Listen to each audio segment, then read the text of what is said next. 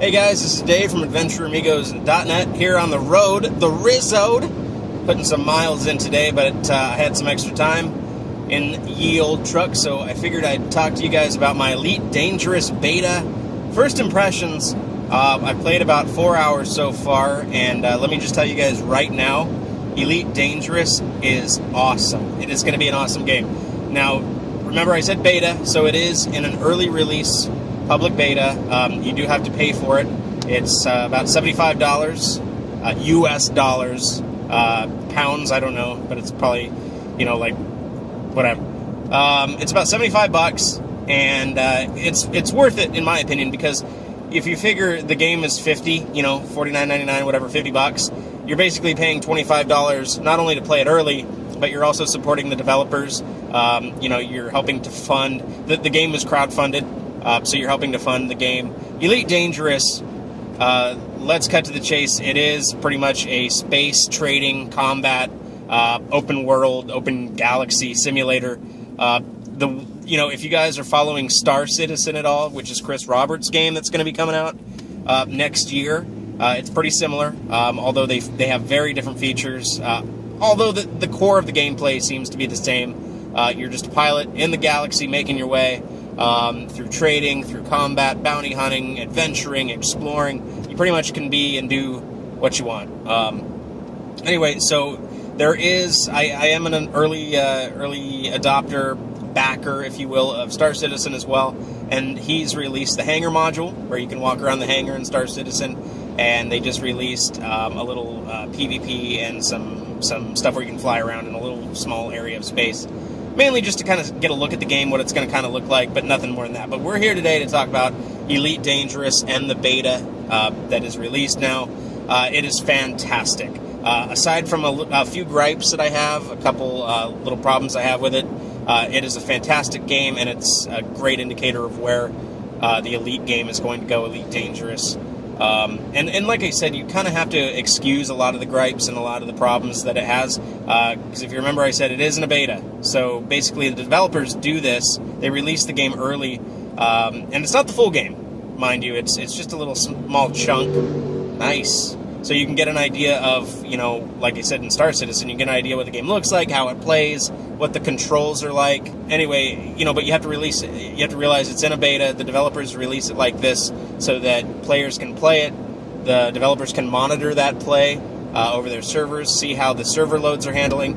Elite Dangerous is technically an MMO, so you're going to be playing with thousands of other players at the same time. They get to see how the servers are reacting to all the players, all the different people's computers, their different hardware sets. Everybody has a different computer, a different laptop, so they kind of want to see, who's using what, how it's working, things they need to work on. So it's a great idea, in my opinion, because when the final product comes out, they've ironed out a lot of the kinks that in the old days, you had to wait for patch after patch after patch to fix things as users and gamers were complaining.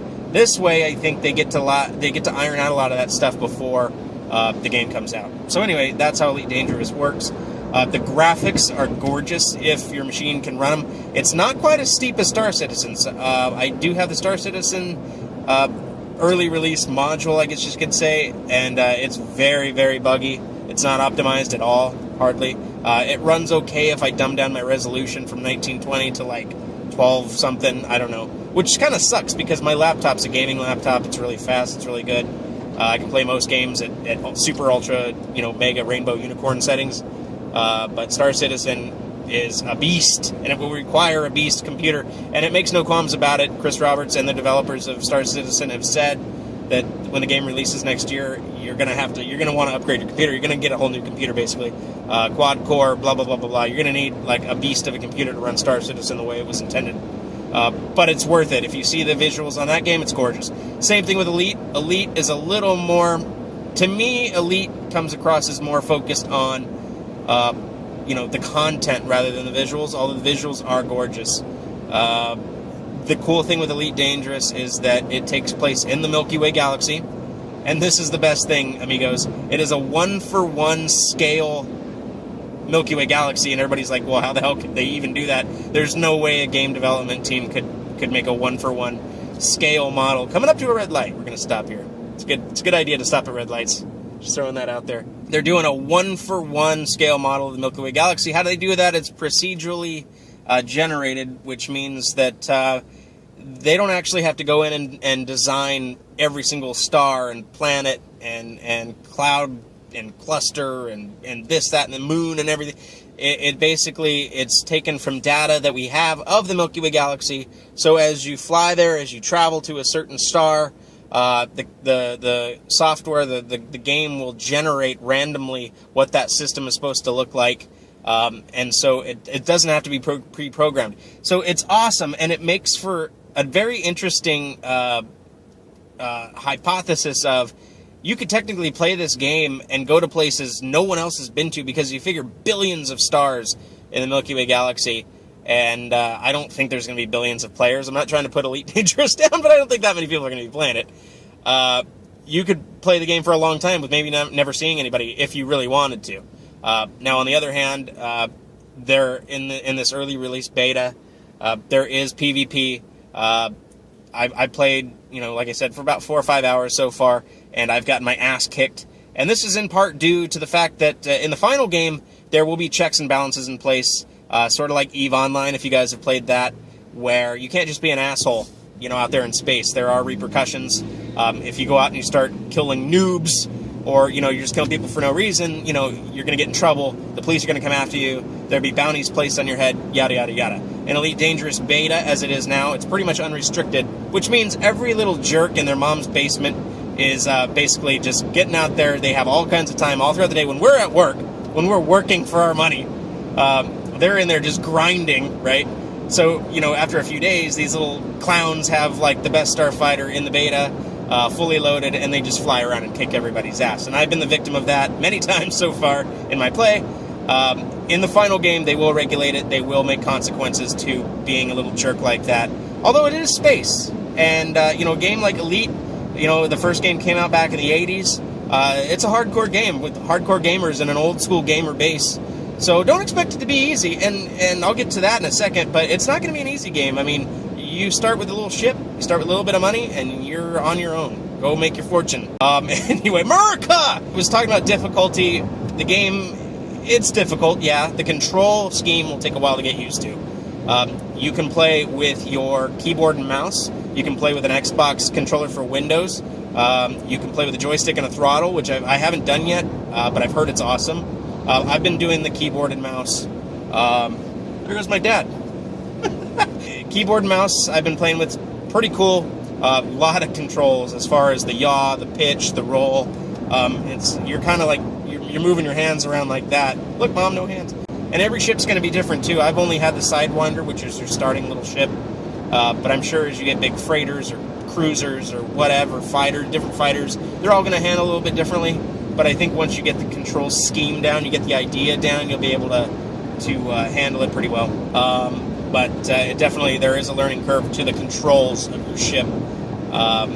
It's neat because you can actually fly into stations, you have to land at the docking pads, that kind of thing. And it's not impossible. It just requires a couple hours of sitting there and really trying to learn it. So you're able to go out and do a little PvP fighting, like I said. You also, there's a little trading available where you can buy some goods, buy high or buy low, sell high, all that kind of jazz. There's I think like 55 systems that you can visit right now, and probably about 8 or 10 stations that have commodities, so you can land at them, get new missions, little courier missions or bounty hunting missions, which is pretty cool. You can buy, sell, trade, that kind of thing if that's what you want to do. It kind of sucks because you start out with the Sidewinder, which has like literally virtually no cargo space whatsoever.